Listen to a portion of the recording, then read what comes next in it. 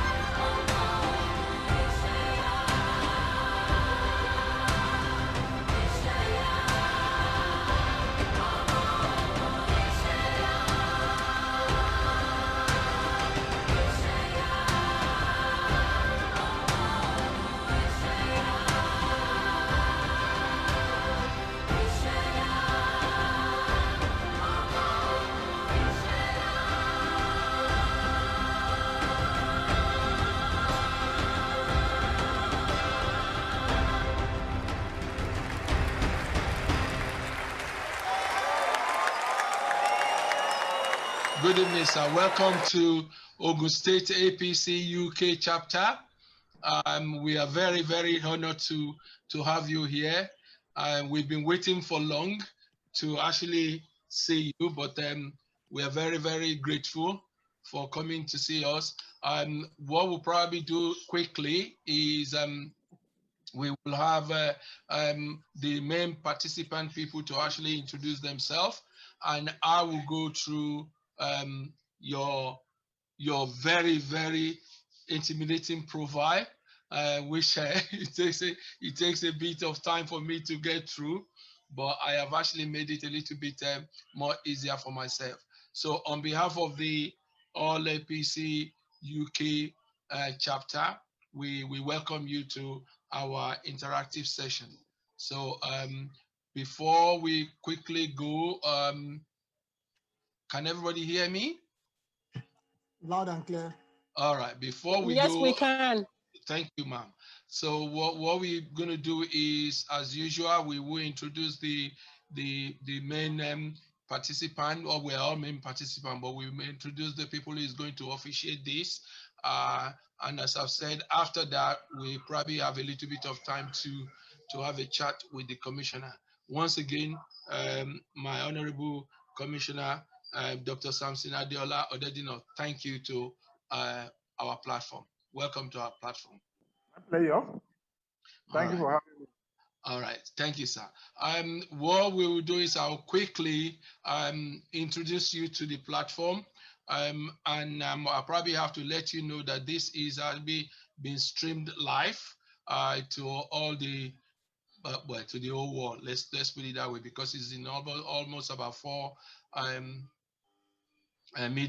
social media platform. So good evening all, everybody.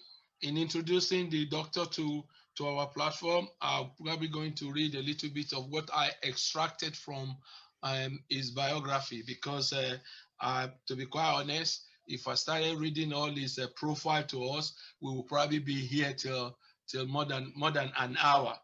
But I've actually extracted some very important part of the profile.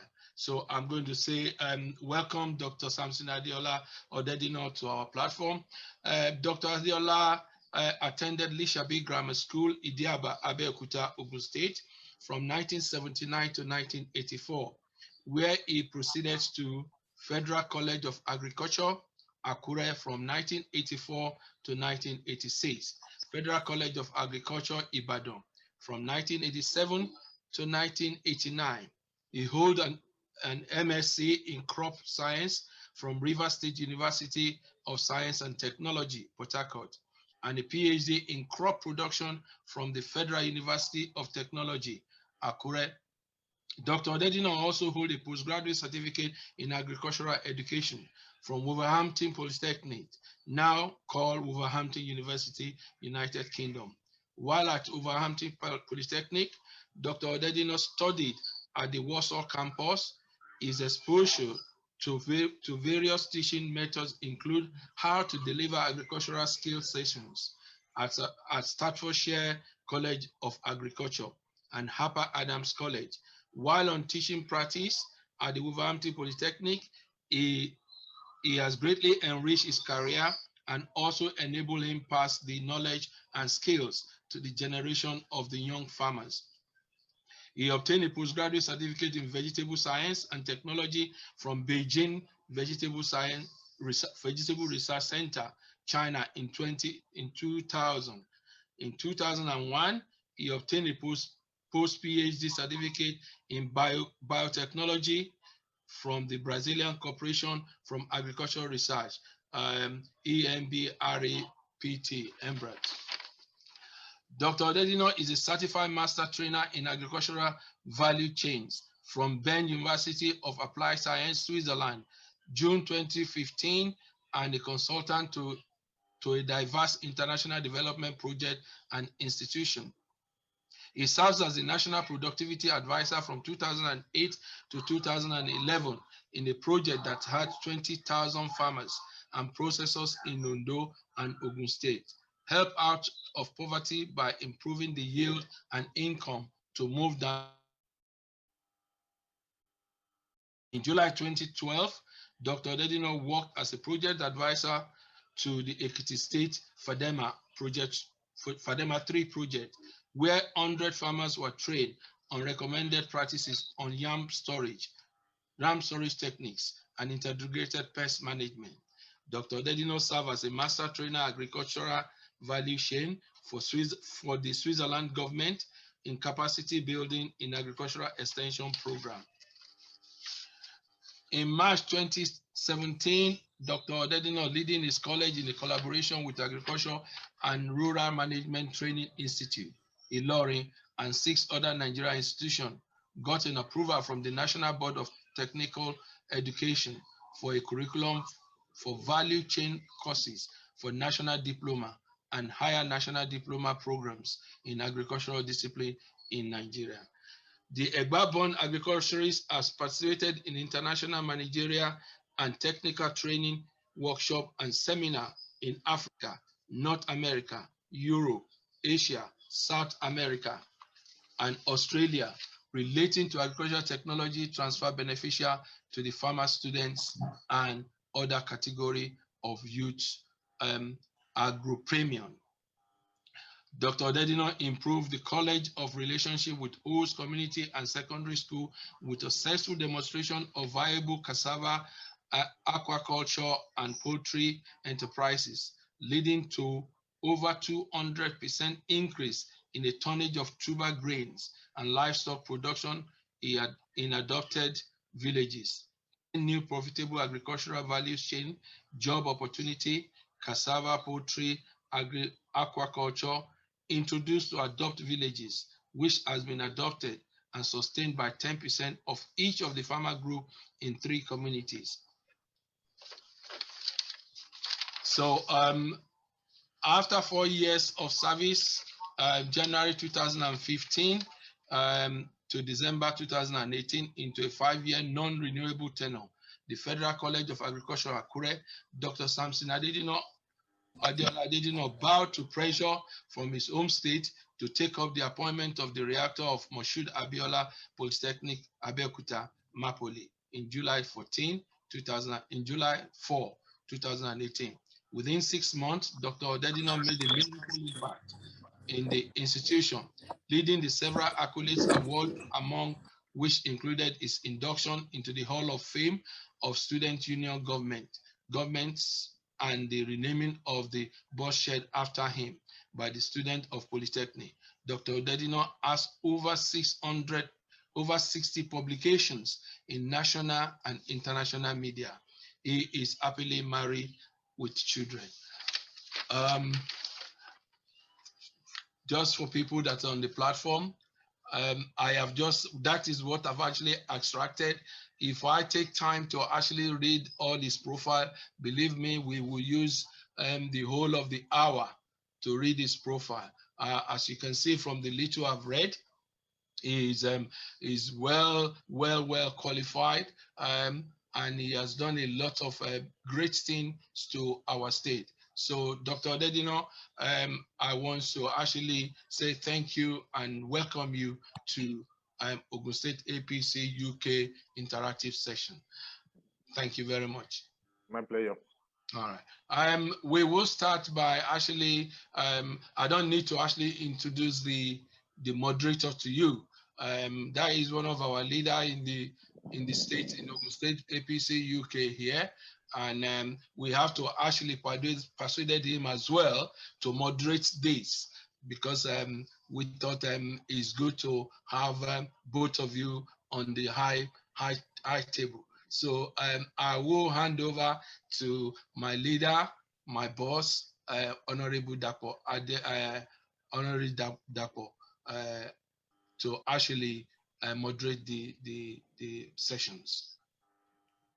Thank you very much, Chairman. It's my pleasure to welcome our Honorable Commissioner for Agriculture to this platform, a distinguished gentleman in his own right and a farmer. It's not often that you have a farmer running the agri business in Nigeria, but we are lucky this time. We have a practitioner, an industry person, a specialist in the person of Dr. Samson Adeola Oderinde. And I must disclose upfront a potential conflict of interest, that I am well known to Dr. Oderinde. And as you may have noticed, that it was at the schools of agriculture, especially the one in Akure, our sessions overlapped while we were at Akure, and we have other relationships. But the great thing about our speaker today is that he went on to run and administer the school where he was a student. So our guest speaker, the Commissioner of Agri, was a student at the Federal College of Agriculture, and he went on to be the head of that college and transformed it before he came to Ogun State Polytechnic. My dear friends and colleagues, it's my pleasure to welcome the Commissioner for Agriculture to this platform. Honorary Commissioner, you're welcome. Thank you very much, sir. Okay, so the way we would go,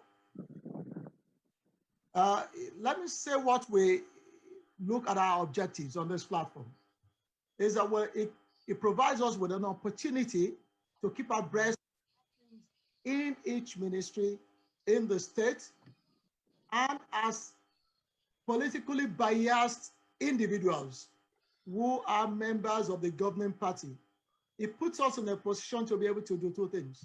One, to be able to argue favorably in support of the government, of our political party, and say we are abreast, we know what is happening, notwithstanding the fact that we are in diaspora. And the other is that it gives us opportunity to seek how we can further support the government to deliver on its goals in various ministries, how we can add value, and how we can also get involved in the commercial activities that will be mutually beneficial, both for the state government and, of course, in this case, your ministry in the delivery of your set objectives, and for us as individuals who are members of the APC, which is brought the governing party into office. So these are our objectives. So we would like you to do an intro, if you may, and our members will, after your opening remark, which was an insight, a brief overview of what your ministry is doing, wants to do, and how you measure success. And then our members will come up with questions using the Q&A or chat, and I will process those and then put those questions to you for the benefit of our members. And a few other people will probably join this platform who are not from Ogun State, who are friends of Ogun State, but who are leaders of APC in UK. We tend to support each other and pull together across the state. So if you may, the primary mission of the Ministry of Agric is to ensure self-sufficiency in food production and work towards provision of raw materials to feed agro-businesses. The Honourable Commissioner, I'll leave the floor open to you to give your opening remark, give us a feel of the good work you've been doing that we know we have seen. And I said that because His Excellency, the Executive Governor of Ogun State, Prince Dapo Abiodun, recently visited the President of the Federal Republic of Nigeria to compendium of his one-year work. And in that report, he was happy to showcase the Anchor Border Scheme and the fact that rice has been planted and harvested in Ogun State. That attests to the fact that something significant is happening in the state through your ministry. Honorable Commissioner, you have the floor. Good evening, ladies and gentlemen. Good evening, you're welcome. Yes, I'd like to thank everyone for this opportunity to share information with party leaders and friends of Ogun State in the UK. So let me first apologize for the continuous shifting date for this interaction. Was due to some unforeseen circumstances, and I'm happy to be before you today to discuss Ogun State agriculture. And let me also digress a bit to greet and salute. I'll call him in the sense of it, my senior in the School of Agriculture, Akure. So for facilitating this. So you started this before me, and I want to publicly acknowledge it that you are one of the pace setter when we started the journey to delve into agriculture some 30, 35 years ago. Thank you very much, sir. And yes, back to business. In Ogun State, we have these 1, 2, 3, 4, 5 pillars for agriculture. So we want to tackle food security, job creation, nutrition and food safety, industrialization and industrial linkage, and agri-hub. These are main pillars for agricultural intervention. Food security in the sense that about 80% of our people, in quotes, they are into one form of agriculture or the other. We call them smallholder farmers.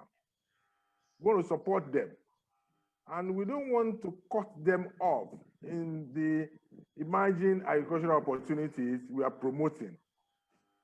So what His Excellency has done was that for everybody participating in Anchor Border Program, other intervention, we must make registration extremely inclusive.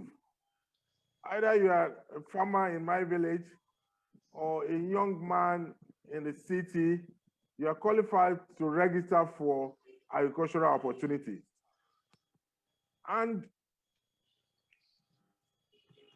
the State Extension Service, the one we call OGADEP, Ogun State Agri Development Project, their mandate is to continue to train farmers so that, one, if they are into food security, they can increase their yield. But if they are also into industrial linkage and they have registered for Anchor Border Program, they will receive supplementary extension training, so that they're able to repay back their loan. Then the next thing is job creation. When His Excellency came in some months ago, he made a promise that agriculture will drive the economy. And quite strange, within 1 month or 2 months or so, 50,000 people register for agricultural opportunities. We had about 150 registrations in the job portal, but after the sorting, a clear 50,000 individuals, mostly young people, raised their hand up for agriculture. Quite huge. And as I speak, the figure has jumped to about 70,000 people for agricultural opportunity.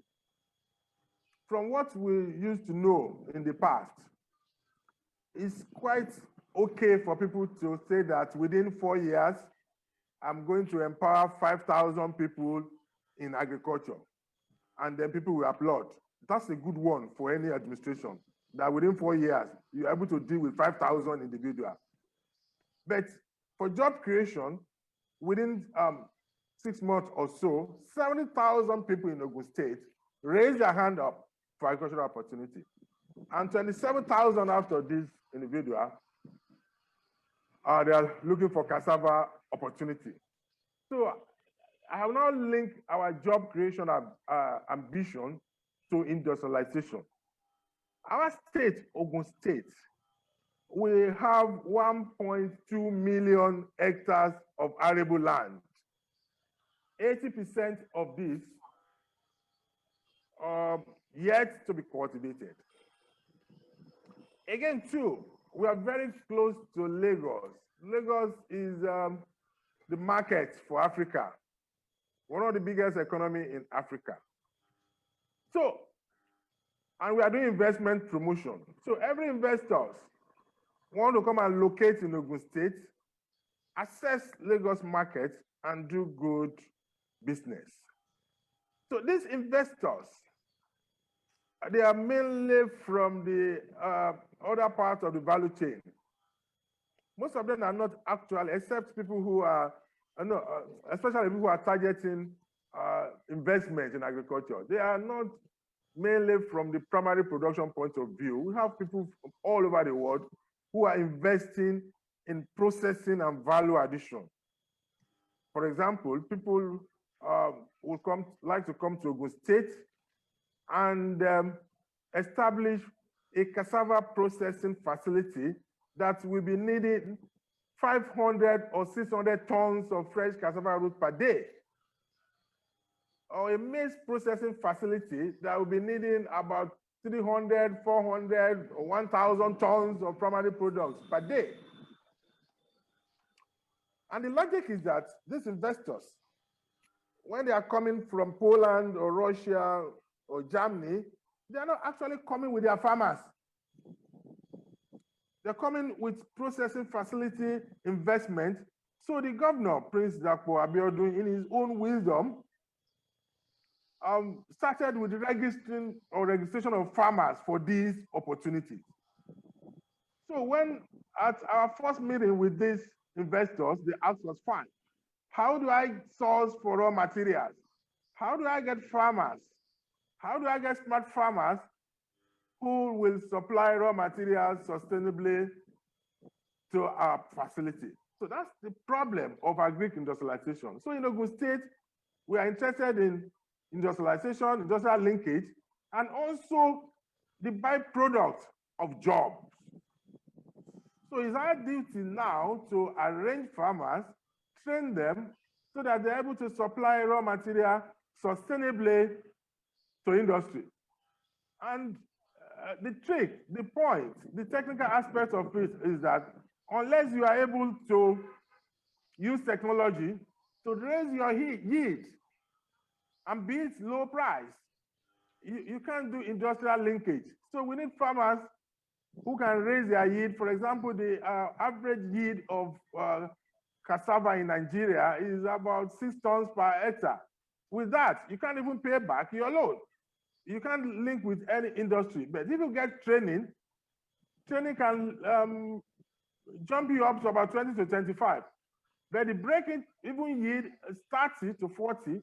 And when you start getting 40, then that's when you become rich and you begin to supply year after year. So it's like, what we're trying to do in the state is to register farmers, increase their yield so that they continue to serve the industry year by year. We also want to create a hub for agriculture, both online hub and physical hub. We're also interested in nutrition and food safety. The focus of agriculture in the world now globally is on nutrition, because people eat every day, but yet they are hungry. They don't know. Because now we are in the pandemic era. People want to boost their immunity. And again, all the organs of the body, the eye, the liver, the heart, they have their own nutritional requirements. So if you eat and you satisfy only your stomach alone, the eye will ask for his own nutrients. The liver will ask, the heart will ask. So food in this century, in this year 2020, is about the food that will give you the right mineral and the right vitamin so that you deal with hidden hunger and vitamin deficiency. So we are also encouraging our farmers to grow biofortified crops. In the world today, we now have vitamin A cassava. Cassava that you will eat and it will give you your daily requirement for vitamin A. Because vitamin A capsule, very expensive. Dietary diversification, almost impossible because of cost. And then you will not have opportunity to grow vitamin, to grow food. Apart from growing this food with vitamin, it's also a multi-billion-dollar business. People are making money all over the world growing vitamin A, cassava, orange flesh, sweet potato, zinc rice. Because, apology to women on the platform, permit me, let me say this, zinc is very, very important. If you don't have zinc, you are not a man. So most of the things that we treasure comes from zinc as a man. So we don't have zinc rice, we have iron beans. So these are new opportunity for health and for business. So in Ogun State, we are partnering with the nutrition giant Harvest Plus that has been supported with all donor agencies in the world to make available vitamin A maize, vitamin A cassava to our farmers. So that's our strategy for agriculture in Ogun State. Next one. And when we started this at the inception of this administration, then something came in, the COVID-19 issue. Then His Excellency asked us to revise our agricultural agenda. And then we came up with brand new program. One, we want to make the youth part of our response to likely food shortage. We have a new program already approved by His Excellency, the Youth Food Vanguard and Food Banking for 5,000 youth across the local government. We are working things out with partners, industry, so that we can roll out the program before the next planting season. And we've already rolled out the planting material palliative for 40,000 smallholder farmers in Ogun State. We're actually the first state to commence planting material palliative for smallholder farmers. During the pandemic, some farmers must have consumed their planting materials. And farmers too, most of the time, they don't want to buy planting materials. So His Excellency, Prince Dapo Abiodun, approved that for every farmer growing maize and cassava in the state, we should give them free of charge 2 kilograms of open pollinated maize. And that we plant 1 acre, 4,000 meters square of land this year, and about 28 acres next year. And also 2 bundles of improved cassava stem. That means the governor, in his own wisdom, has diffused all the rural locations with improved planting materials. And the program is ongoing throughout the season. And what you need to do is just to contact the extension agents in your area, and you'll be given free maize and cassava planting materials. About 80% of farmers in Ogun State plant maize and cassava. And by May this year, at the height of the pandemic problem, His Excellency directed that we commence planting season and also gave exemption to all state extension workers for free movement and free movement of agro inputs. Through the advocacy of Mr. Governor, we key into a program called Presidential Fertilizer Palliative for 4,000 smallholder farmers. A bag of NPK fertilizer in the market, as I speak, is between 10 to 12,000 per bag. But His Excellency facilitated 10,000 bags of NPK fertilizer that we are currently selling for smallholder farmers at 4,500 per bag. And as I speak, we are not even able to exhaust it. It's in all our locations. Yeah.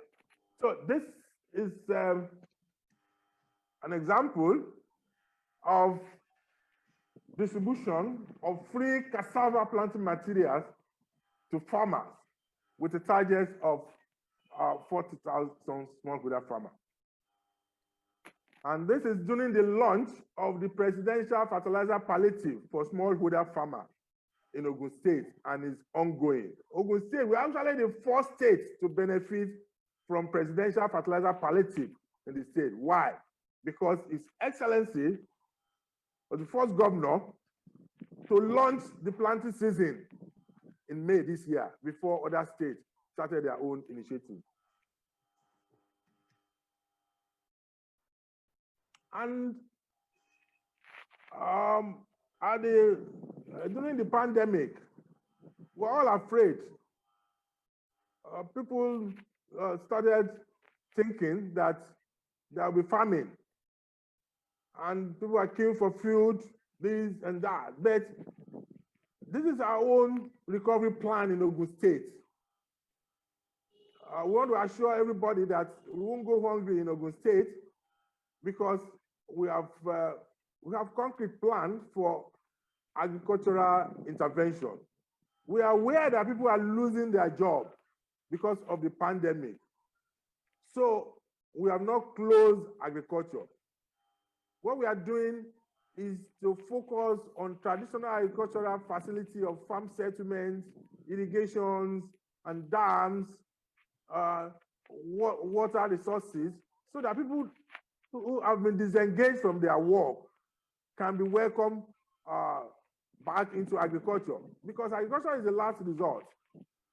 Even when you are not managing your business well, people will tell you, you are going back to the farm. Or if somebody is trying to dupe you, we say, don't send me back to the farm. Well, what we are doing now is to strengthen the farms, strengthen locations, so that by the time we are repairing dams, silos, roads, people are getting jobs. And when they are also into the agriculture too, they are also getting jobs.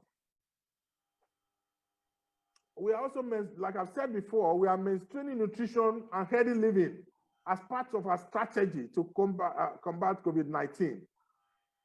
And we are also supporting all food processing and production locations in the state so that people who are well suited to do agriculture will continue to do more.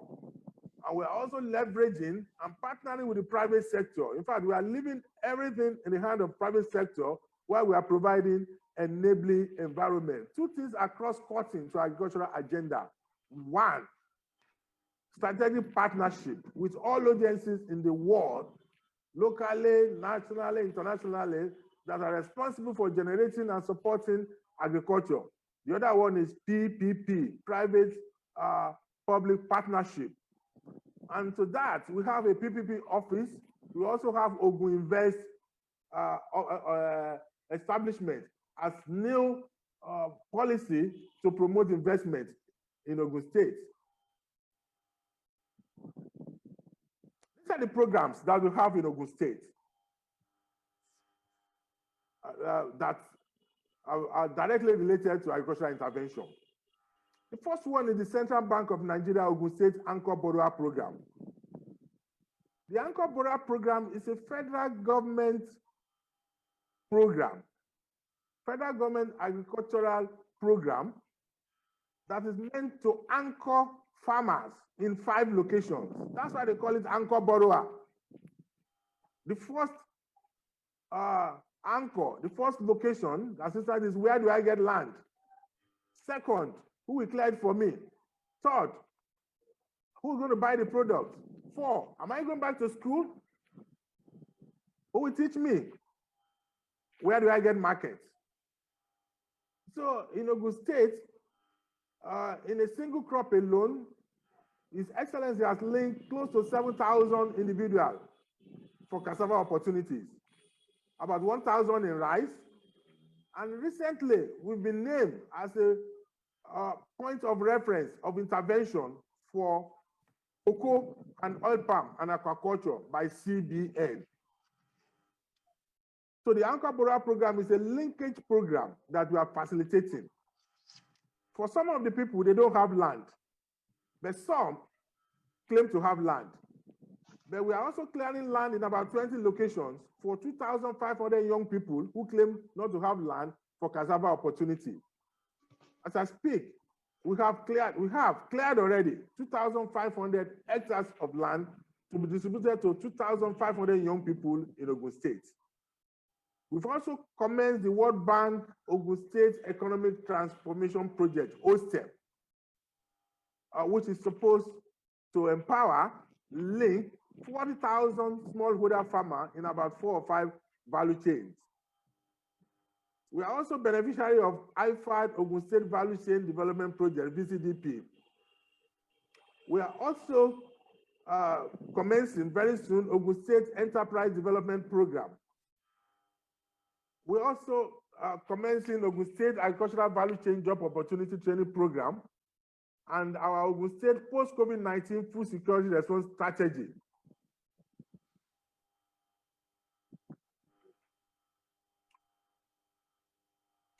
This is the figure for last month for registration for agricultural opportunities in Ogun State.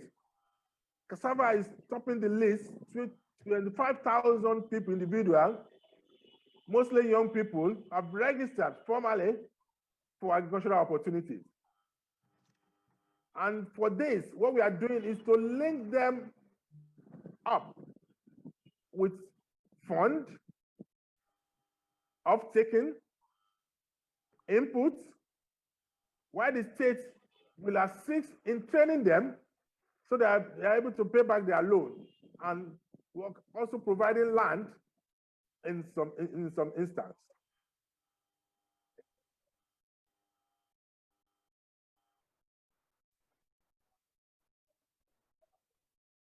This is our edge in Ogun State. 1.2 million hectares of arable land.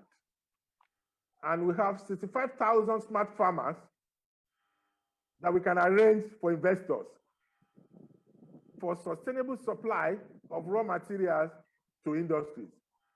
And we are very close to Lagos.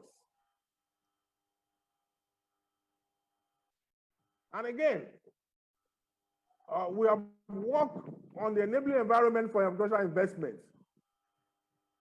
The Governor, Prince Dapo Abiodun, already signed an executive order on FRILA. FRILA is the framework for responsible and inclusive land-intensive agricultural investment in Ogun State, so that community are able to donate their land for agricultural opportunities without much stress. We are also under obligation to also include communities in our inclusive opportunity in primary production. For example, if you are clearing land in one village, we are also supposed to consider youth from that village as a beneficiary and people to benefit from the supply of raw material to the investment site. And after the signing of this order, communities in Ogun State have voluntarily donated over 3,000 hectares of land freely for agricultural opportunity. In the Ministry of Agriculture, we receive letters every day from communities saying that, please bring investors, come and clear our land, because we are sure we are going to benefit. And we are in the process of reviewing the land allocation process as advised by His Excellency, that the process of assessing agricultural land should not exceed 25 days.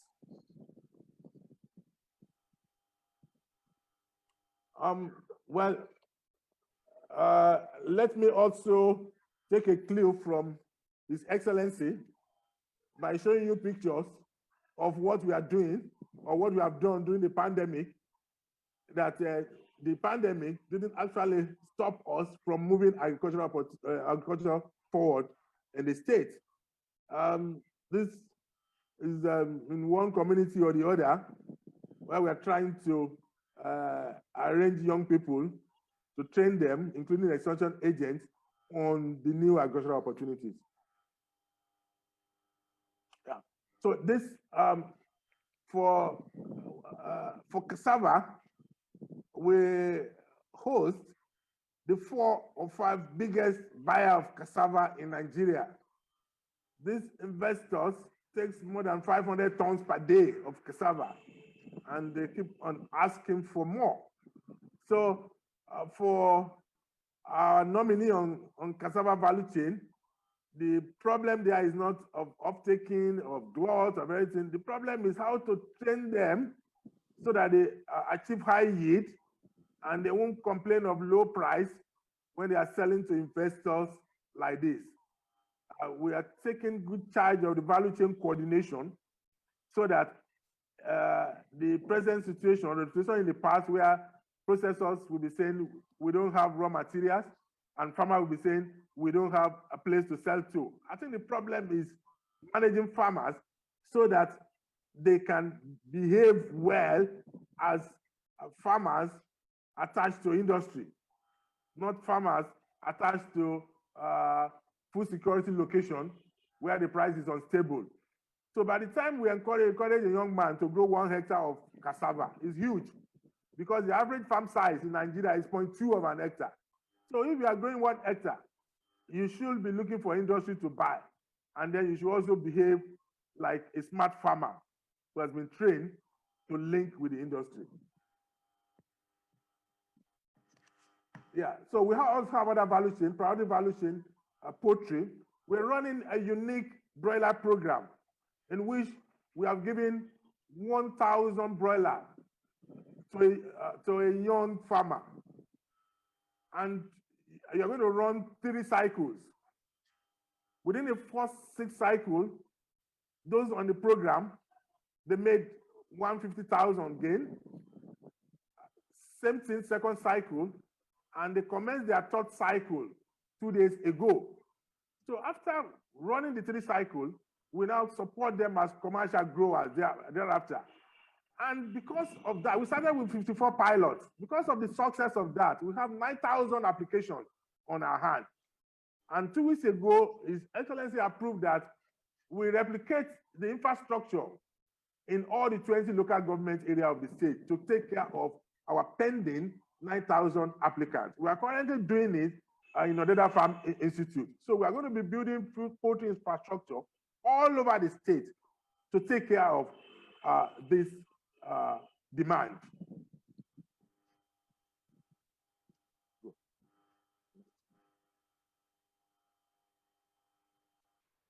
And rice, we have 3,479 applicants for rice, and close to 2,000 on the field already.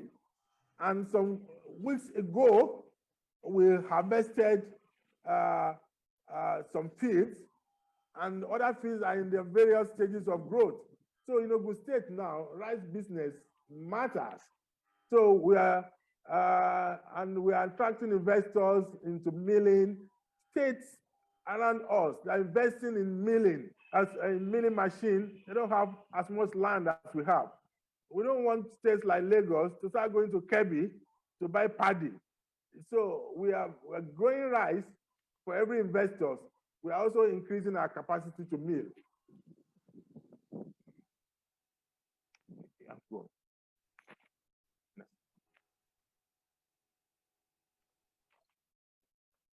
Then we also have people who have registered for cattle business.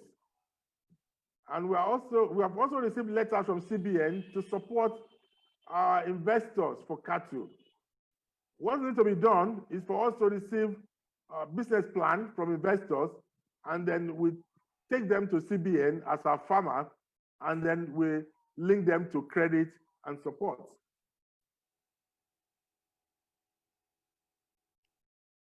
Apart from our priority value chain, these are emerging areas because of the new focus on agri that we are welcoming investors, especially in intensive cultivation, greenhouse, and energy technology.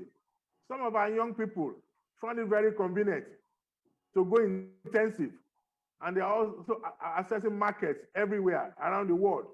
So apart from direct agricultural opportunity, we also welcome people who have the skill of greenhouse, energy technology, online dealing. What about service provision in land clearing and mechanization, specialized crop and livestock services, and small-scale processing equipment? Well, for now, thank you. And if there are questions, I'm happy to answer them. Thank you very much. Well, thank you very much, Honorable Commissioner. We're not surprised. Of course, we also know that as a strong person in education, so this presentation is welcome. Can I request you to please go back to the second to the last slide, number 19. Good. Well, yeah. Yeah, we'll leave that as we talk, because my dear friends on the platform, these are areas where support or intervention or participation, as it were, is required. So we'll leave that as a focus. We've got a few questions in the house, and we would go to those questions, and I'm sure you will take opportunity of those to explain further some of the things you haven't mentioned or not clear to. I'm going to invite Ken Akinola. You've got a question for the guest speaker. Please be brief. Yeah. Thank you very much, Mr. Moderator, and good evening, our Honorable Commissioner. I'm quite impressed with your pedigree, and I think we are blessed to have somebody of your caliber to be running this department in Ogun State.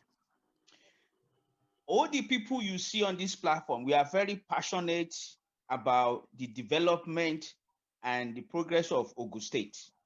That's why we set up this APC wing of Ogun State. Our major thing, if I can paraphrase our chairman, is to assist and to develop Ogun State, to be a beacon to the rest of Nigeria and the whole world. So we are quite happy. I'm quite happy to hear your pedigree, your CV, and all that.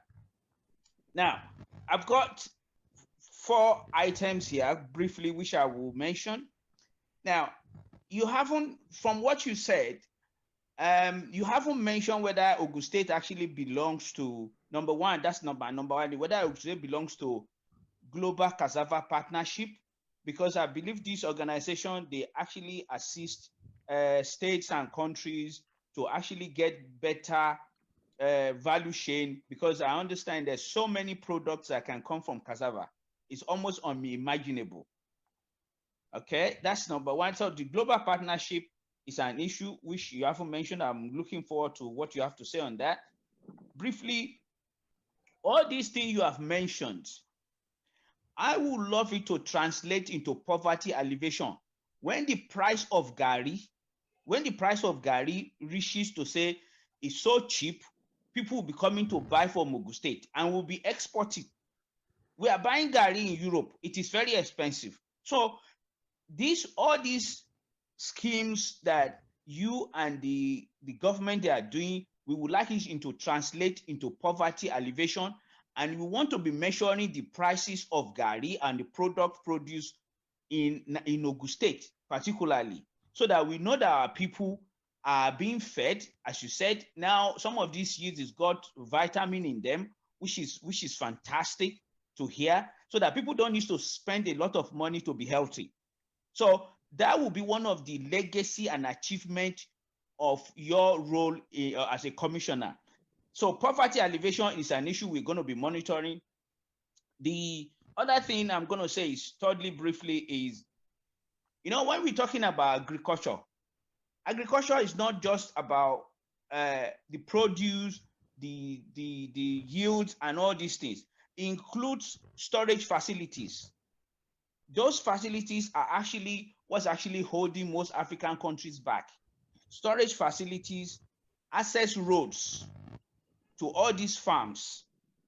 And again, the way I would think we could be going around Nigeria, Ogun State in particular, is when we have farm settlements. Farm settlements are not just for farming. It's a kind of a where people actually make their livelihood and live as a home. Because if you see what's happening in Europe, most farm settlements, their household on their own, their business on their own, they live a very comfortable life. And you agree with me to say, we talk about people driving 4x4 cars and all these things. You will know that in Europe, especially in UK, most farmers were the first generation of people driving 4x4.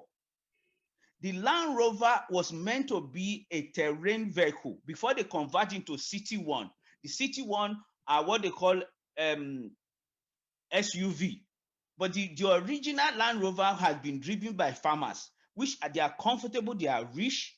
That's what I think when we're beginning to get that situation to say farmer can drive a nice car as well. They can have their own farm settlement with a nice house, with all nice facilities.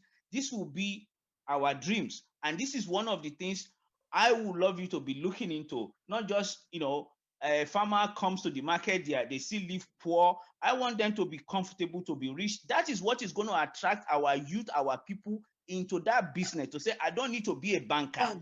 Ken, I'm going to ask you to bring your question home so that we can give opportunity. Okay, very quickly, the other part is, I would love Ofada rice to be something I will meet in London market that Oyinbo will be eating. Because from what I understood about Ofada is it's not just a starchy food, it's got fiber in it.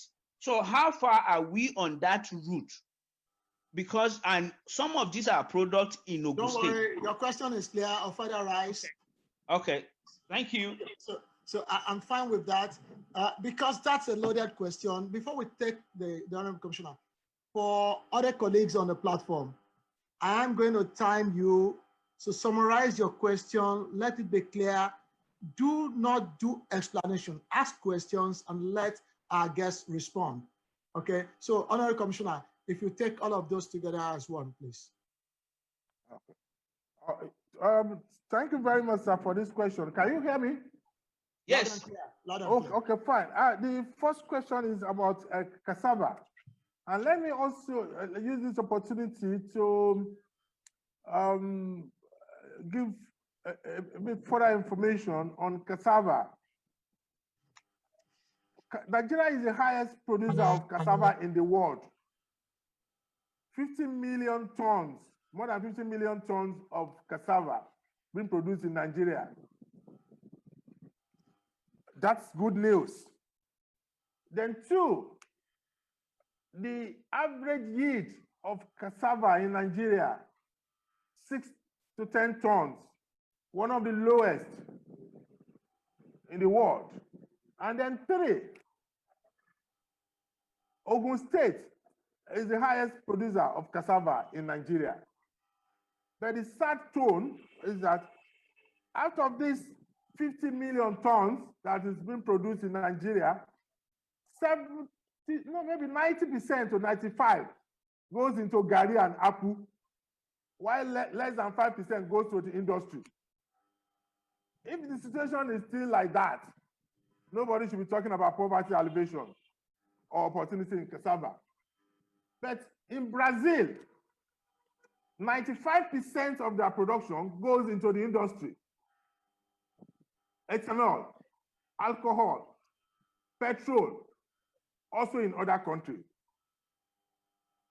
So the cassava opportunity will not translate to poverty reduction if we don't persist in what we are doing in Ogun State for industrial linkage.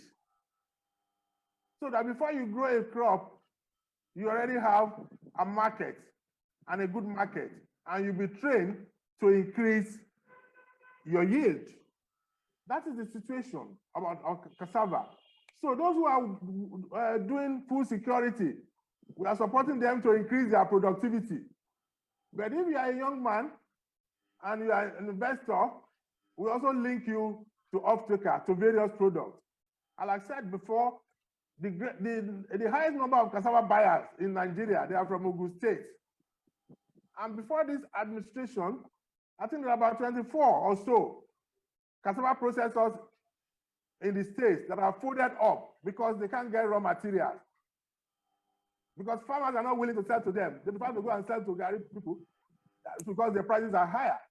So it is now that the state has been coordinating people to grow for the industry, that we can talk about economic gain and poverty alleviation from the cassava crop. And the Global Cassava Partnership team probably is an individual team. Individual can join, organization can join. Some of our staff in the ministry, they belong to Global Cassava Partnership. I'm also a member. Before I became the commissioner, I was the productivity advisor for Cover One, which is actually the highest in terms of funding cassava projects in the world. Then later, I became the productivity advisor for Cover Two, and I work with 5 countries in Africa for cassava opportunity and for industrial linkage before I became the commissioner. So what we are doing in Nigeria and Ogun State is to take other African countries more than maybe 10, 15 years before they can achieve what we have achieved in cassava. So agricultural opportunity as related to poverty alleviation is well tied to training and linkage.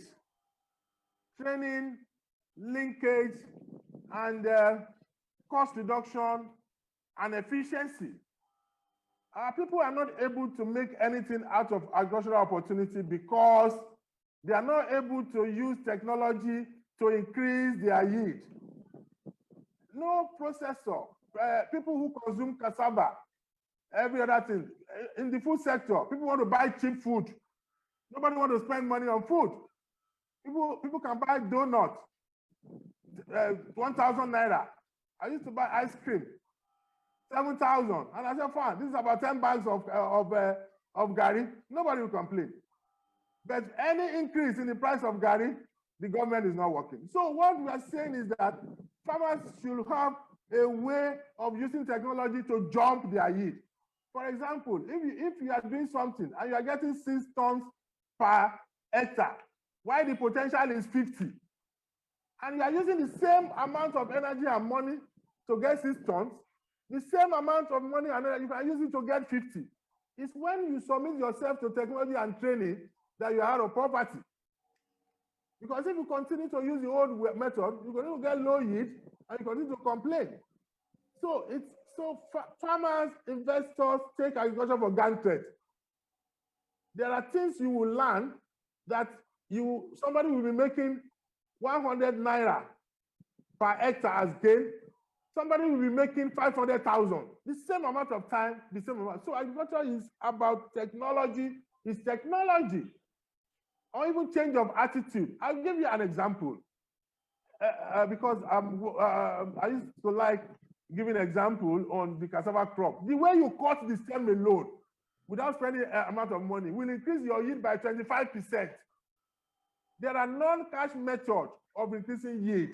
So people who want to invest in agriculture should also invest in training and technology. So the Global Cassava Partnership is an organization that is free for everybody to join. But as states, we are already taking leading position in cassava, not only in Africa and in the world. We don't need to join Global Cassava Partnership, but we encourage our farmers to join, our staff to join, because we are in the forefront of the cassava business in this continent. So for storage facility, 3 things. 1, do you want to sell fresh? If you want to sell fresh, then there's an opportunity for you to sell fresh. Do you want to dry? Then there must be infrastructure for drying. Most of agricultural products, you need to take water out of them because you store them. Like cassava, like fruit, like this. Then 3, silos. And before you put it in silos, they must be at some level of moisture. So it's either you are doing cold storage, you are freezing, you are drying before you sell. But this era of off-taking and focus on agriculture has already reduced the pressure. Because before now, as a smart farmer, before you grow, you already have an assured market. So it's the off-taker that will take it off you fresh, and we go and store. So storage is actually about infrastructure. So when there is no infrastructure, there is no storage. And we've been careless about infrastructure and about storage. For example, in Ogun State, we have about 20 or 21 or so farm settlements. They all have silos that are not working. But what we are doing now, we are turning our attention to those facilities. I said that earlier. And farm estate is multi-sectoral. And the rural-urban drift migration is not about infrastructure. Even if you go and light up a farm settlement and you do road, you do flowers and everything, no, young people will not stay there for long because they don't have business there. It is when you take the business of land clearing that we are doing now, you take processing you take off-taking to a location that people will stay there. Even if you have those businesses there, private sector people will go there and site their banks, food vendors, everybody, they become a hub of activity. If you don't convert our farm settlement to a hub of activity to allow private sector players to go there and build house and rent out to people, to go there and site their restaurant, for banks to go there and site, those are the things that can drive development. It's not that you go and open a bush and then you take light there and things will go there and steal it because there are no activity there. For example, we are clearing 5,000 hectares of land in one location, they call it Adeola in Ogun State. When we started declaring, banks started approaching us. Processors started approaching us. Those are the people that will drive development, not government. So what we should do is to take agricultural activities to them. And that's why we are in the forefront for, state bidding for African Development Bank $500 million special agro-processing zone that will take processing facility, first class processing facility to all locations in Ogun State. That's when investors and investment will be there. So that's about farm settlement. So we are taking the first stride by making our farm settlement center of activity. And sadly, before His Excellency came in, people have taken laws into their hand, converted farm settlement land into their own. And what we are doing now is to try and bring down those facilities back so that people can use it. So Ofada rice is premium and it's niche. It's very expensive. It's the Ogun State brand. So Ogun State youth are already planting Ofada and they are accessing export niche market all over the world.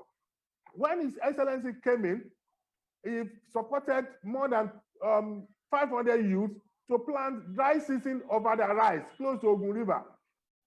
And I was there in March to harvest, to flag off the harvesting on behalf of His Excellency. And those youth, now close to about 2,000, planted another feed to Ofada and the farro, the Nigerian rice, by March, April. And the background to this video, if you are listening to me, is actually the mechanized harvesting of that rice. And it's in the market now, Ogun rice. So I think the Excellency has been able to do this under 1 year. And with your input and with your support and with this kind of engagement, I'm sure next year will be better. Thank you. Thank you very much, Honorable Commissioner. So yes, we know there's this West season rise in the radio, using the radio youth. Yeah. Let me say to my colleagues here, now we have our takeaway number one. Takeaway number one is there are opportunities for us if we are looking to invest, participate in cassava now, so that we can get done with cassava.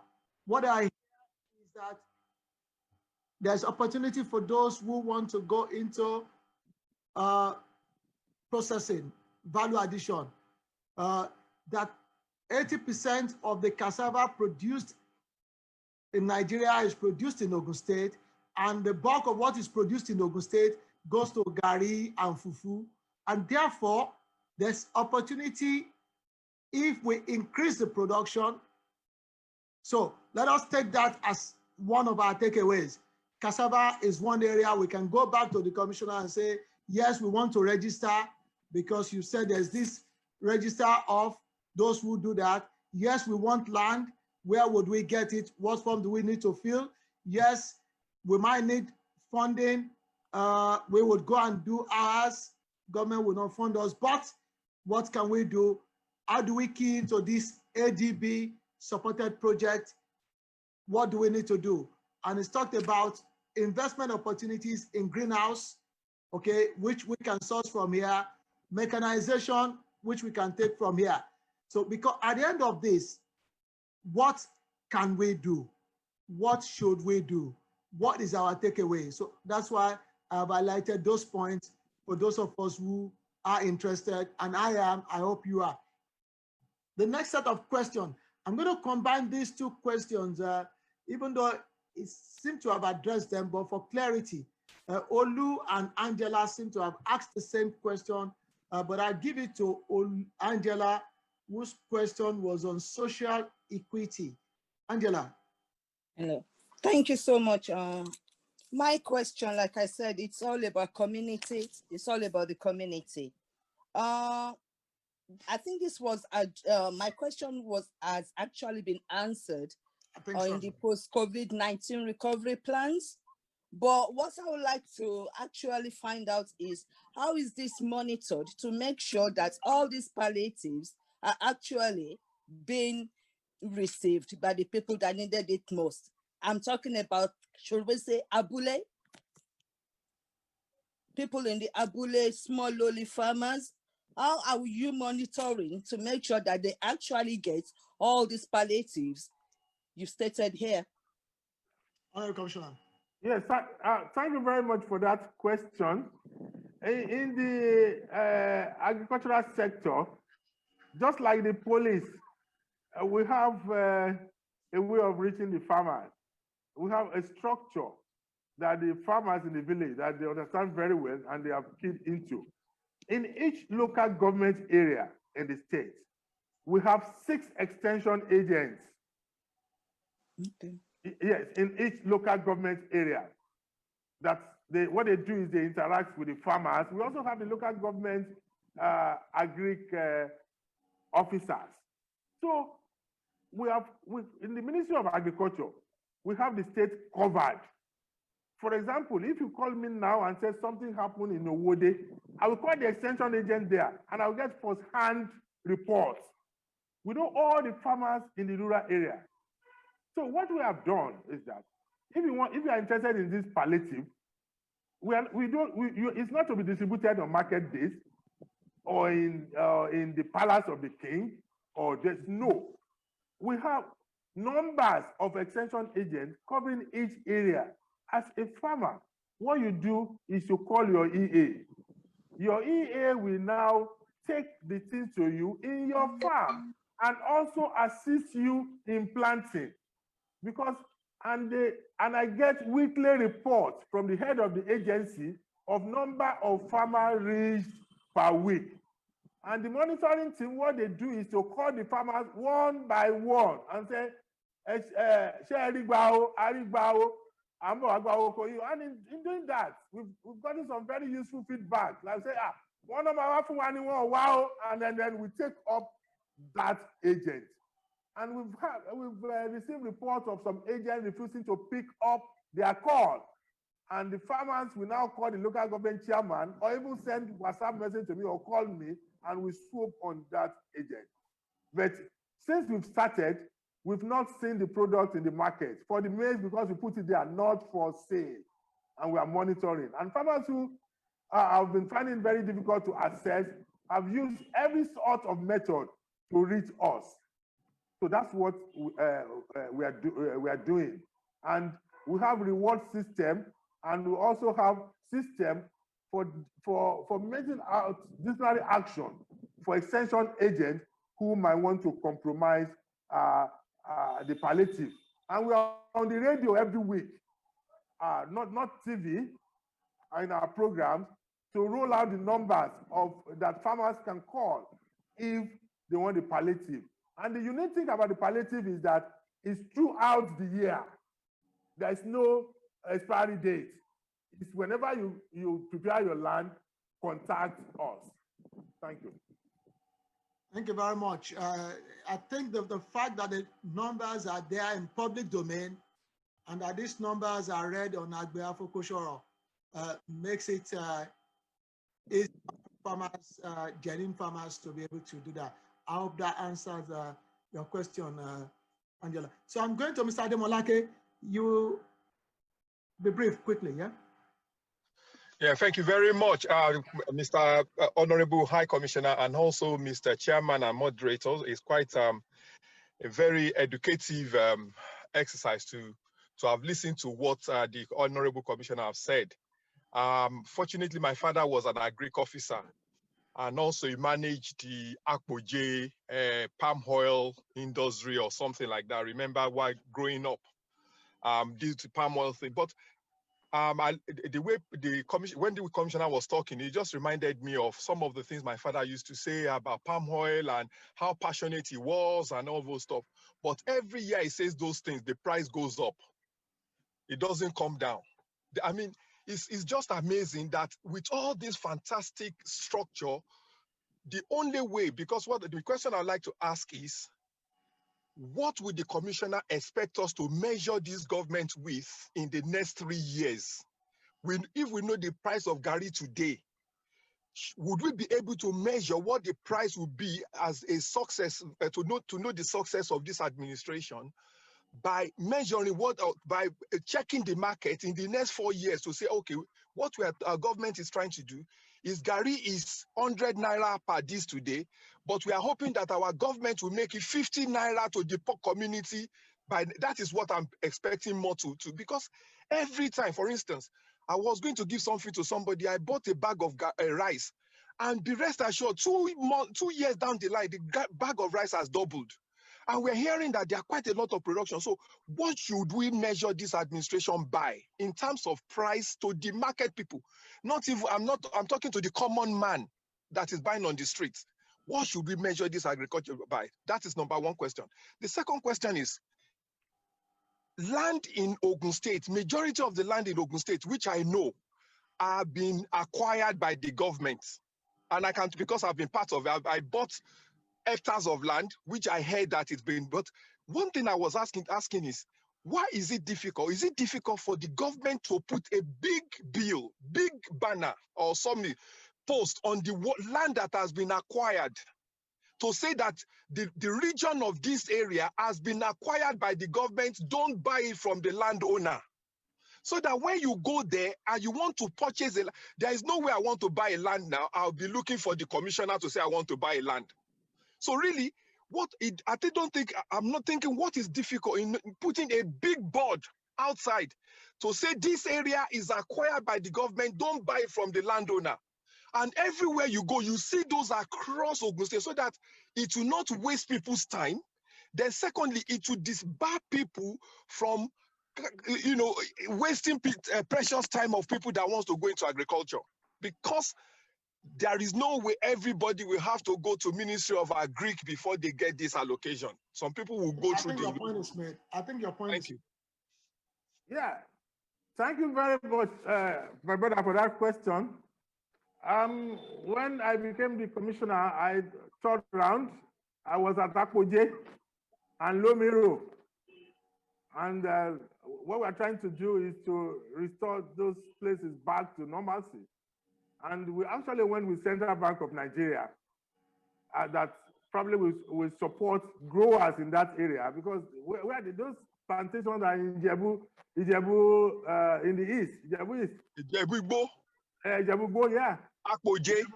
Yes, please. And those are the most friendly climates for growing palm in Nigeria and in Ogun State. So we are doing something about it. But for what you want to measure the administration with, I think we have the baseline information already. First, employment generation for youth through agriculture. Our baseline, 0. And as I speak, we are close to 7,000 young people that are now getting jobs through agriculture. And I said earlier, if a government declare that for 4 years, the whole world will applaud. And Mr. Governor has been able to empower close to 7,000 young people under 1 year for profitable agribusiness. That's one baseline. And that should be pride of any government. That is one. Then 2, I said our hot points, attraction for investment in Ogun State is that we have land and we are attracting investors. Some investors are already going back because they don't have raw materials. For example, in cassava, I said close to 15, 16 investors are almost complaining of. Another way of measuring the sources of government is that within 1 or 2 or 3 years, how many of these companies are now back, using raw materials and employing people. That is true. And then talking about pricing, I think we need to understand agriculture, the way agriculture works. Because sometimes when we are not in agriculture, we still want to buy cheap food. But I'll tell you the dynamics of agriculture. For example, in agriculture, people use petrol, they use diesel, they employ people, just like in other sectors. So if you have increase in input and you want decrease in price, and people will leave the job. So why do people want every other input, herbicide, fertilizer, this to go up, and they want the price of the product to remain low? And you don't know that farmers, is when they sell their products and make money that they remain in business. I think we need to explain something that is not clear about agriculture to all of us. And I tried to explain it earlier, that unless people use high tech to increase yield, that's when they are able to sell cheap. If we are Yoruba, the people in the village, my village, when they say, Dandawi, Oloko Gbowo, Ofeniewara, that means they have used an agricultural technology to increase their yield. That's why they're able to sell low. So unless the farmers are able to take advice, that's when they won't increase their price, when there is an increase in price of fertilizer or this or that. So when we have more people producing a crop and they are all using technology, prices will come down. But if there is inflation, you can't say you are excluding agriculture from it. It's cost crossing. When you should talk about price of car, of bicycle, of herbicide. And most of the time, people buying food, they are from the city. The people in the village, they don't actually buy. It's people in the city that will complain. So what we do is to train and link farmers so that they can lower their price. As per what we should measure this government with is about how far are we doing in job creation, how far are we doing in industrialization, how far are we doing in linking people to agricultural opportunity. I don't think it should be as little as the price of Gary in my village or in the street. And I will also share my experience about land grabbing and what to do if you are interested in agricultural land. One, if you erect billboard, there is a farm settlement in Kotoko along after Funab, right in the city. We erected the billboard there. The land grabber will remove it immediately, so that they're able to sell the land to you. And again, too, people who sell government land are also government officials. You can't take government land if you are not government official, if there is no collusion. So the best thing to do if you are introduced to a land is to approve the Surveyor General of the state for charting, any place. A lawyer can do it for a small fee. I want to buy land in this place. You can even go yourself, please chart it for me. In the Ministry of Agriculture, it's same day if you come to us. And I will tell you it's under acquisition or it's not under acquisition. Because people are generally dubious when it comes to land grabbing. And acquisition is for agricultural investment, so that if you need agricultural land, the state can allocate to you. But all the acquisition have their billboard, but dubious people will remove it immediately. I think the best way is to approach either Bureau of Land or Survey or Ministry of Agriculture, either in writing or email, that you are interested in buying land, so, and we give you the status. Is acquired, is this, and that. We're having running battle in all acquisition sites and farm settlement all over the state because land grabbers want to sell one land to about 10 people, even government land. That's the position about land grabbing and billboard. It won't work because the people who want to dupe will remove it immediately. Thank you very much. We've got 12 minutes to go on this program, so I'm going to have to consolidate a few questions together. Falake, I know, Honorary Commissioner, we've got somebody on this platform who's got a data to share. This person, I'm taking a chance that it's a female. He said, if I have your contact, I will. Falake, if you send that information through our chairman, it will get to the commissioner and he can facilitate that link. Dr. Karenwi, your question is on training and training and training. And I think the Honorable Commissioner is gone through a whole lot of issues about training. If it's specific, Oba, can you do that in 60 seconds? What do you want to know about training? Thank you very much. Honorable Commissioner, unfortunately, I'm not able to share my screen because I'm not disposed to that. It's just about making this available to. We talk about training on young people. Is it possible for this to be these facilities and all these opportunities to be put more into the limelight? Until I heard you speak, I didn't know that Ogun State is into all this. And I know a lot of young people out there that are still in the need of this.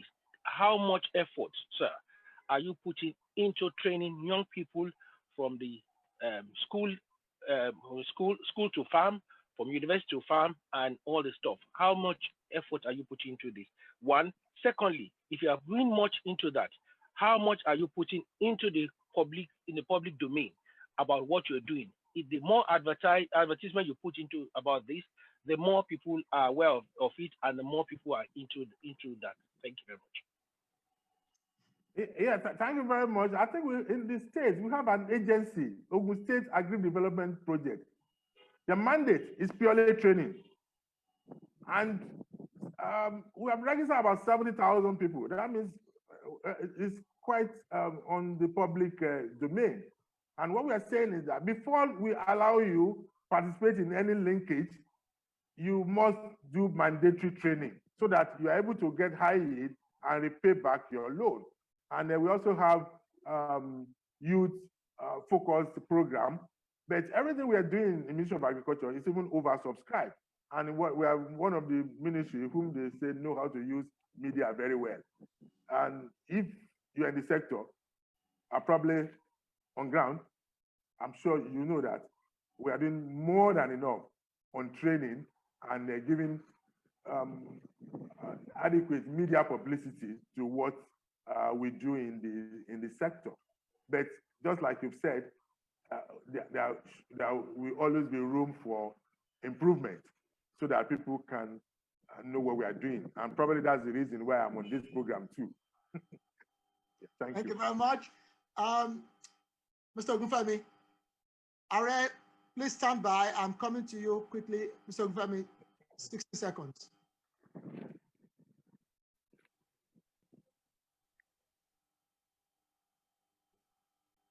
Are you there? Okay. Are Aregbe? Yes. Thank you, sir.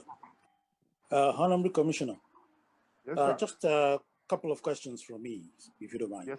Yeah. A colleague asked earlier about targets to measure the government by.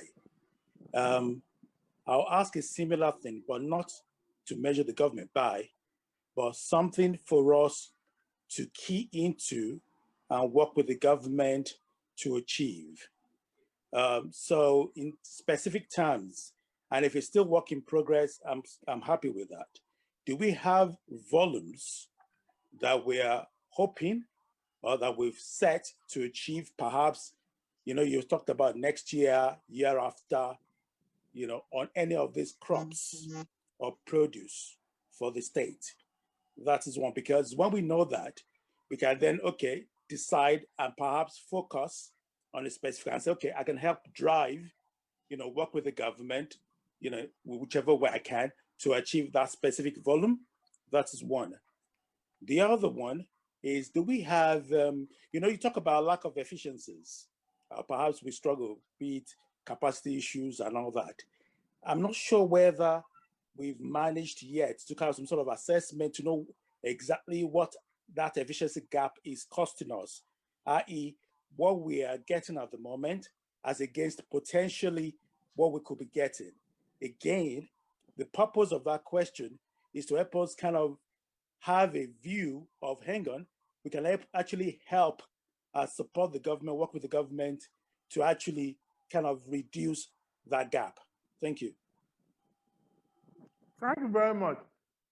That's a valid question, but the way it works in Ogun State, when we got this job, this position, Mr. Governor assembled all of us, sector by sector, and then we defended our roadmap.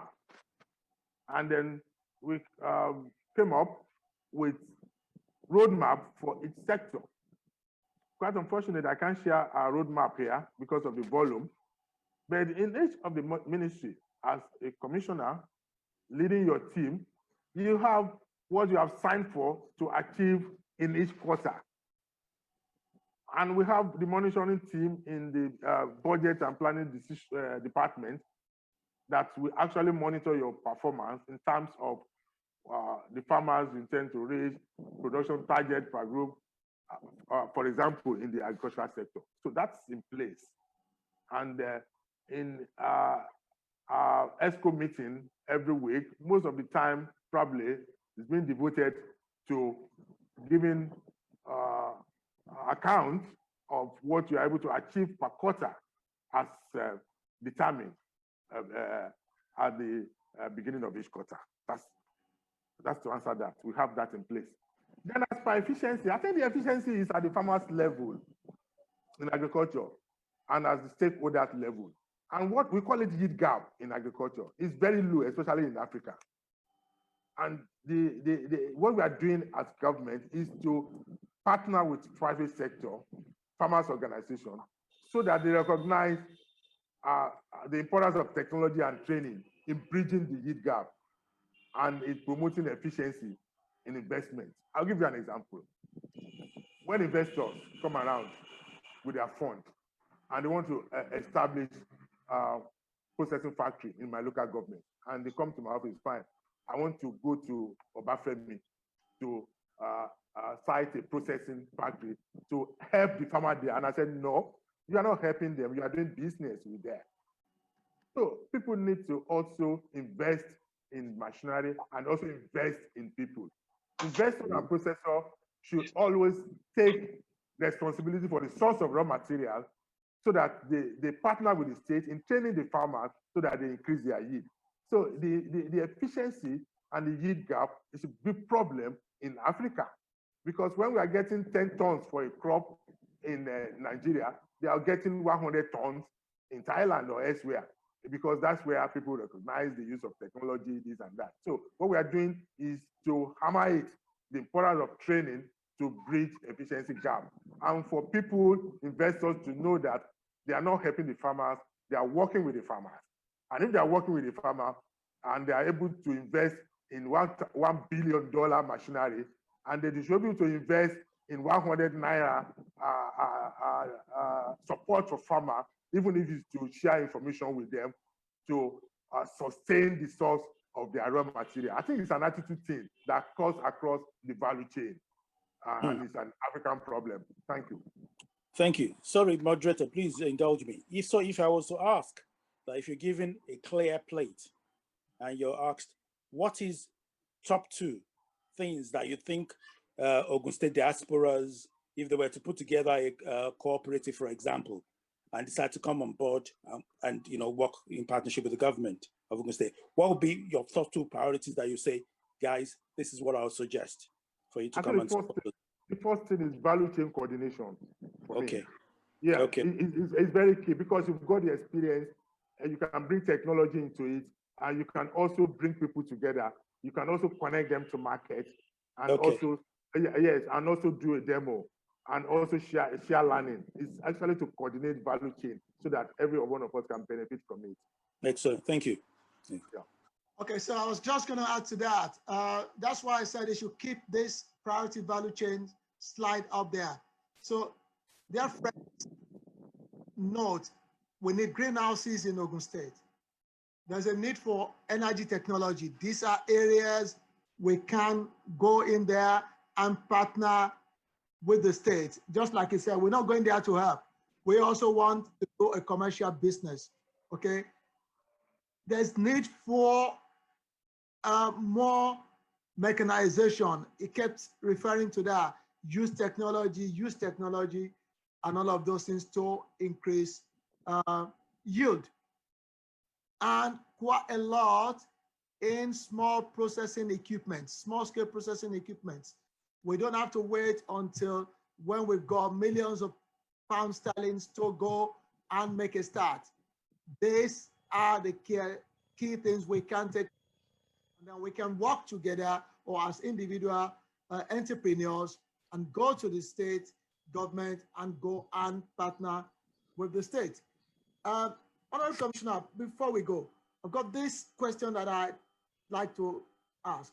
Otumba Ajayi on this platform wants to know why cassava project or cassava growing project isn't that pronounced in Ogun East Senatorial District. Yes, Ogun East cassava project. Yeah, what he thinks is that there isn't much there that is much in Ogun East. Is that true? Well, you can grow cassava in all local government areas in Ogun State.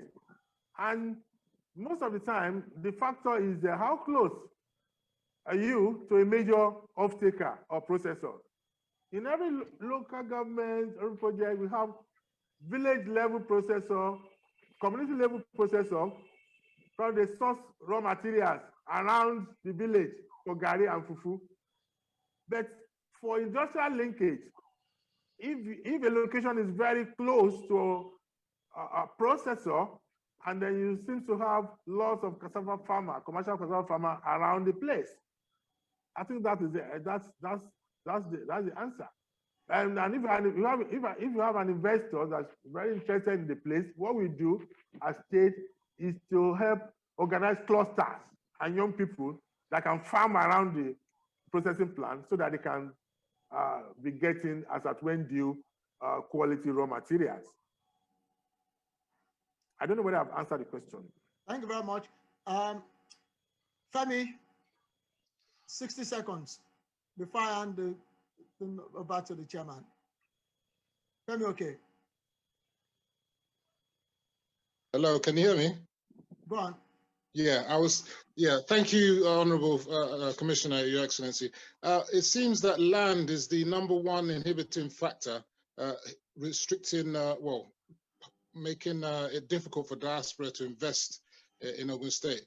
What can the ministry do, or what for us here in APC UK, in terms of being able to get access to land so that we can come and invest to grow the agriculture? That's basically my question. Thank you, thank you very much. I think quite sadly, people have made very bad decisions about land in the past. The government is continuous, just like you've mentioned, like anybody would like to tell me. What we are doing is that we are trying to reform the process of assessing agricultural land. It's not only enough for people to write a one-page letter and say that you need 1,000 hectares of land, and then you're sitting on 1,000 hectares of land for 10, 20 years, you are not doing anything there, and that means you are depriving other people of getting it. So what we are doing is to try to reform the process, shorten the waiting period for about 25 days, and then put in a process that will evaluate seriousness of applicants requesting for land, so that we can tie it to their proposal. We can also tie it, if you're an investor, to your installed capacity and your market, and also be proactive in dealing with land grabbers. So most of the thing we are doing is trying to mainstream, review, past decision that has made it very difficult for people to access their land, and so that other people can also come on board and request for land. I think that's the way. And there's this very serious problem of people colluding with communities, legally selling government land. I think everywhere in the world, as well in Africa, the land issue is big issue. And we need to come up with a review process of assessing agricultural land, of protecting investors, and also attracting people who want to do business with agricultural land. Thank you very much. Thank you, Commissioner. So in brevity, if someone here is interested today, that person can still approach the Ministry of Agriculture, albeit making it formal, and then that will be taken. Before you respond, let me do a double work now. Councillor Shadiati, I understand you've got a question and I have missed your intervention. Please. Thank you very much, Honorable Commissioner, for the details, and thank you for all the hard work and everything you are doing. My question is straightforward. We've had cases where farmers are complaining of security issues in their farms. They are unable to go to farms like before. And I'm just thinking, with all these beautiful programs that are in place, how is the government tackling the security measures in terms of the people that have evaded their space and they are unable to go to the farm? And secondly, sir, with regards to all the programs, can you be specific to say in the next 5 years or 6 years, Ogun State will be self-sufficient and we will be in terms of food production for ourselves, and our people will not be living in this kind of extreme poverty that we are looking at the moment? Those are just my 2 questions. Sorry, I'm driving, so that's why I'm not on. My video is not working at the moment. Thank you very much, Honorable Commissioner. Yeah, thank you very much, Madam, for the question. I think in our country, security issue probably is cross-cutting. We have security issue everywhere, but might be a little bit difficult when it's also involve people who have to enter the bush for their means of livelihood. And the one we are particular about is about farmers and herders, and that's where we have the red flag most of the time. But we have a committee that can deal with that. We have a committee in the state that can deal with issue of farmers and herders. In that committee, the chairman of Adeola and the chairman of Farmers Organization, they are both co-heads.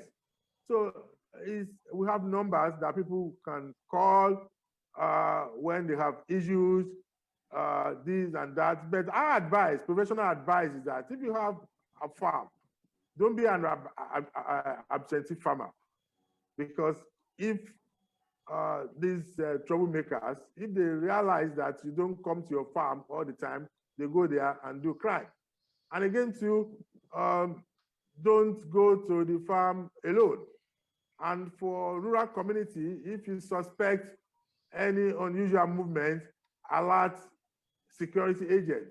I think for now, that has been working for us, is to be extra careful and then report to security agents and then report infringements.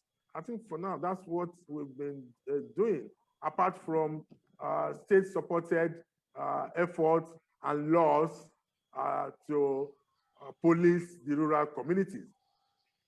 But if we go on like this, in respect of the other question, in our food security agenda, I think we are on the clear lead in the country, and we are clearly on the path of using our state as role model of how agricultural intervention can be, despite all the problems of agriculture that we are used to.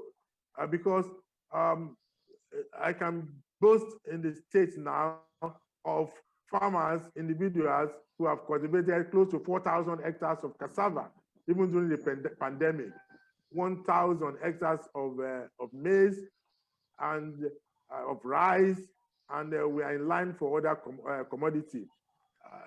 And especially our young people who we are introducing into agriculture. And we need to be careful about agriculture. We need to be careful of not blackmailing the value chain opportunities we are talking about. Because I have about 3,000 young people on the cassava program. I can't afford it as the Commissioner for Agriculture for 3,000 young people to come out next year and say cassava production is not good or poultry. Other youth will believe. Why are the youth driving Okada now? It's because of what they are hearing from their peers about profitability of Okada business.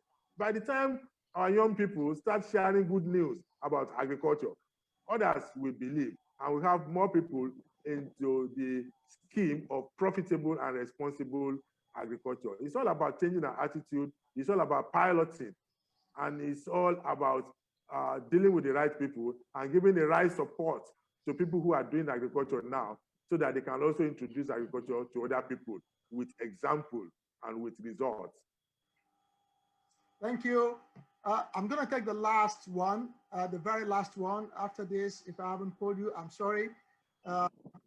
It's Honorable Tunde Duarte. Honorable Commissioner, Honorable Duarte is the Deputy Chairman, APC UK. This platform is Ogun State, but this gentleman is the Deputy Chair for APC in United Kingdom. Honorable Duarte, please. Thank you very much, Mr. Moderator. Thank you, the Chairman of Ogun State APC UK chapter, and thank you very much for, Honorable Commissioner, for the detailed explanation and detailed facts about Ogun State performance in agriculture. I'm pleased to say, well, you attended the School of Agric in Akure, my home place. And Yes. and you have really utilized that skill, and that skill you learned from. And he was provost of the Federal College of Agric Akure. You see, you got the best training from my state. Yes, I'm so glad about that, and that's a value added to Ogun State. Thank you for that. And taking it further, I would say that one, you talked about collaboration. You talked about collaboration, improvement of the process, infrastructure deficit, and all that is necessary in terms of boosting food production. I wanted to ask. It's not that I've been partial. You know that there is an ethanol-based company in Ondo State, close to the border of Ondo and Ogun State. What are you doing in terms of collaborating with that industry for processing processing of agriculture, the cassava, for example, and the link and the palliative in order to support these upcoming farmers in terms of graduating their produce into useful products. Thank you. Thank you very much, my brother. I got to Akure at age 17, and I left just last year or so. So I spent close to 40 years in Akure. So I'm. So you are not a Mekun then? Yes. So Akure anymore.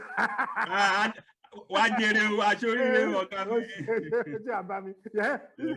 So I think the factory in Ondo State will have to come and beg us for cassava.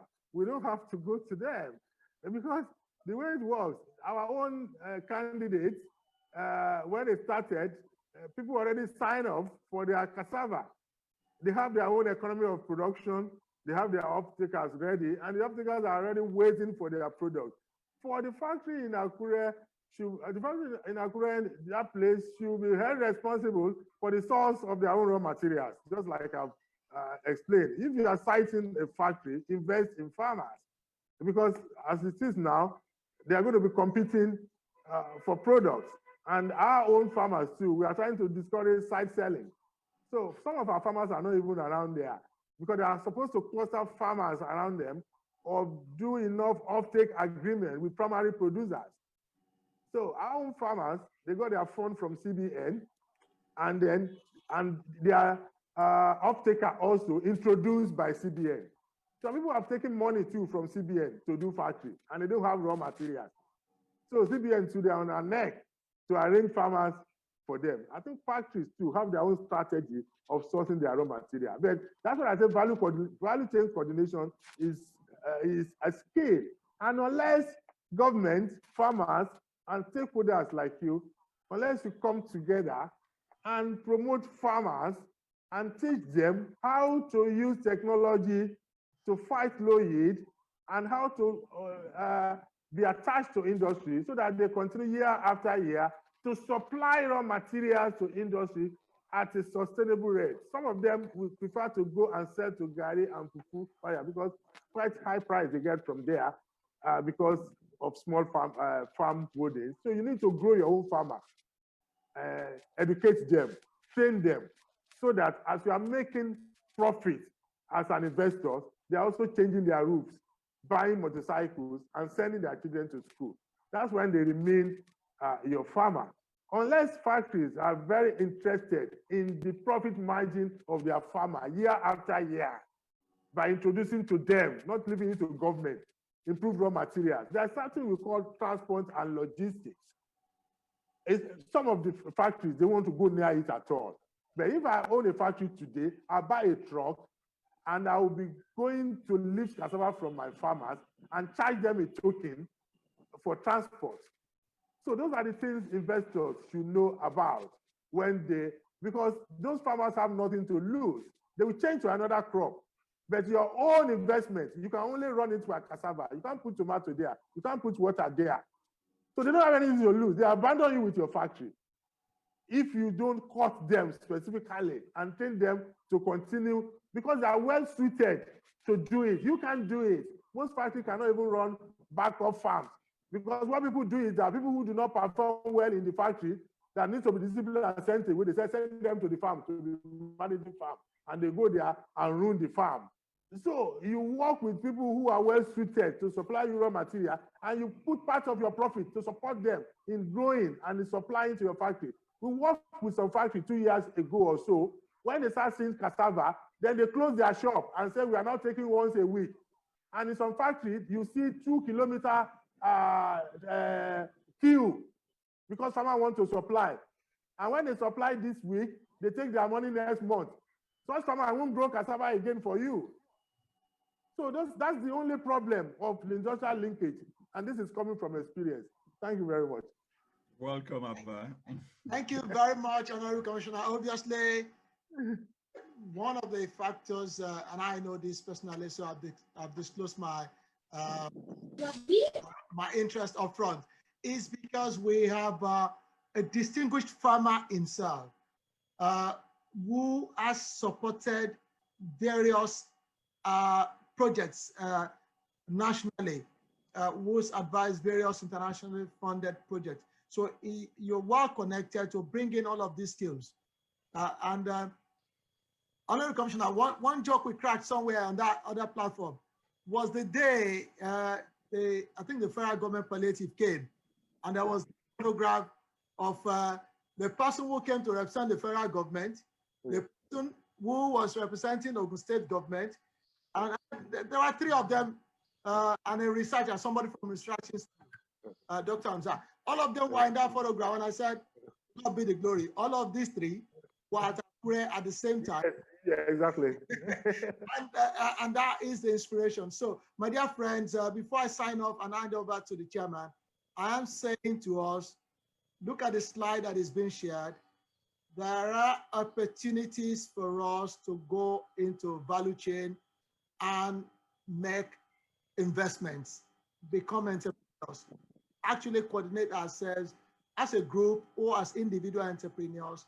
There are opportunities for us to scout around, not only in UK, greenhouses, and say, Ogun State Government, we're coming with this greenhouse. Energy technology is required, mechanization. We have our takeaways from this program, and I thank the chairman and the Olas for giving me the opportunity to moderate this session. Chairman, over to you. Thank you very much. Thank you. Thank you very much, my Oga Parawata at the top. First of all, before I actually make the interactive end interactive, I want to actually personally thank the commissioner, because the reason for that is I am one of the people that actually a good follower of your activity, and I see you all over the state, even with the Equia farm and all over the place. I see you all over the place, and all my members, all the members of Ogun State APC UK will bear me witness that I always said you are the most hard-working commissioner that we have in the state. So for you to actually give us time, normally our interactive is always the highest time we spend is 1 hour 15 minutes, but we're now clocking nearly 2 hours with you. So that tells you that and we even got more participants on this interactive than ever before. We've met we met 4 commissioners, and we've got more participants in your interactive session than before. So I want to say a big thank you to you for actually giving us the time out of your busy schedule to come and educate us and tell us what is going on in Ogun State. I am not surprised of everything you've been saying, to be quite honest, because like I said earlier on, I follow a Greek this thing very well, and that is a proof on our website and our Facebook that we have all some of the slides you showed earlier is on Ogun State APC UK social media. So I want to say big thank you to you, but I will end by telling you that everybody you see here, apart from people that come from other country, everybody in Ogun State APC UK are very passionate to actually move our state forward, and we are all professional. We are ready to help the ministry. Anytime you call on us, we will be ready to help, and we will be, from this interactive, we will be producing our own and our own proposal, our own written proposal. We will bind it, put it together, and we'll give it to you. We will send it to you. I only want to urge you that please, and when we do, please have a look, and wherever we can help, please knock on our door, and we will do the best that we can. Everybody on this APC UK, they're all professional. They're all even rich. If you're looking for money, they have a deep pockets. So please knock on our door, and we will do what we can to actually uplift our state. I will say thank you very much once again, and my who moderates again. I don't need to appreciate you in public. You know my stand with you, and I do really appreciate you for taking the moderation of this interactive session. Thank you all, everybody, those in the States, those in Canada that appear on join us. Please, we will be having another commissioner very soon, and we will publicize that. Please join us for that. And I thank you all for actually spending time with Ogun State APC UK. Thank you all very much. Quick one. There are some people here who were at Lishabi Grammar School. Maybe some before you got there, I don't know, but there are people here who are at Lishabi Grammar School. Yeah. Well, probably. I left there in 1984, so I left in 84, 79 to 84.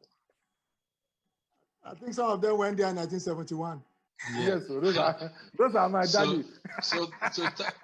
So thank you very much, Commissioner. It is very well delivered. The message was very well delivered. And can I ask you for a favor? These slides, is it possible for us to have it as a please do. Yes. Okay, we will keep it, or we'll get to you to actually give us a copy of it. Thank you very much. If I have an email, I'll send it, but you can copy it. Yeah. Okay, sir. Thank you very much, sir. I will say to all members, to everybody, thank you. This is the end of this interaction with our Honorable Commissioner for Agric. for agric in the state. We will be doing another one, and the publicity for that will be going out soon. Thank you all for coming, and I wish you a wondrous, wonderful weekend. Thank you. Yeah, thank you.